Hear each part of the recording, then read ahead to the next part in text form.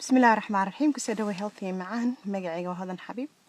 waxaan rabaa nafaqadan inaan la wadaago nafaqada aad u wanaagsan waxa u baahan tahay avocado iyo olive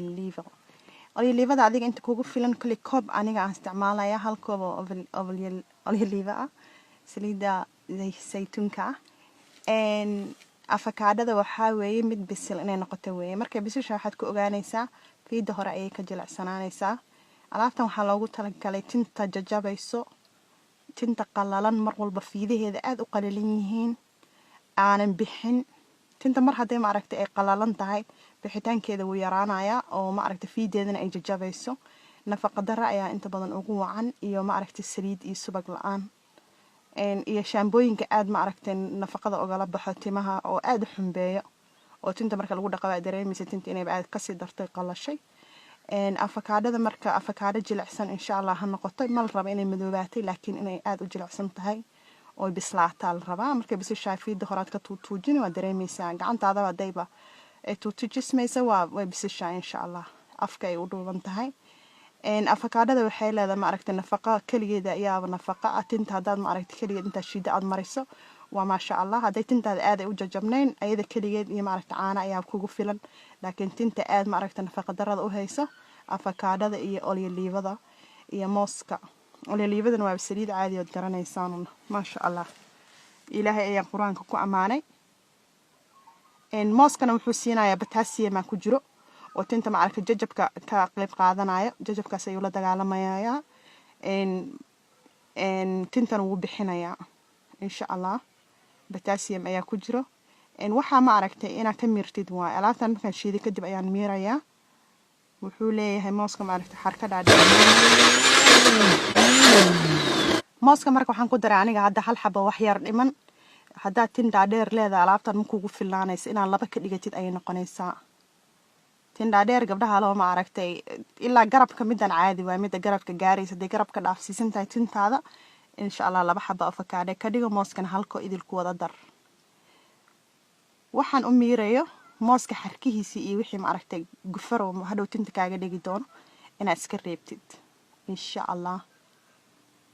waxaan ku dareynaa alaabtan marka ukun ma u jeedaan intaan kaliya kugu filan hadii tintaada ay damage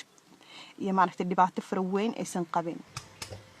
aniga laakiin tin aad u halaysan oo ma aragtay color la mariyaan rabaa inaan mariyo colorkana tinta wuu xumeeyaa iska ilaaliya color tinta hadaad marisaan waqti dheer ay kugu qaadan tintaada inay sidii la rabo ku soo noqoto ukunta marka ee shaharkan ka reebeynaa inta cadan ka reebeynaa intaas ma aragtay guduudan jaalaha ayaan ku dareynaa guduud iyo jaala isku qasaa laba xaba ayaan ku daraya ukunta mar walba labada xaba ha ka badinin ukunta labadan xaba ku ahaato intan ayaad qasaysaa avocado iyo saliida ayaad badinaysaa haday tintaada tin dhaadheer tahay laba xabo avocado alaabtan waxa la rabaa tinta ma aragtay inay ka duuxdo wax yar oo lagu saliideeyay ma ahan waa in ma aragtay tinta ay ku dhax ay sidii baafki dhax jiifto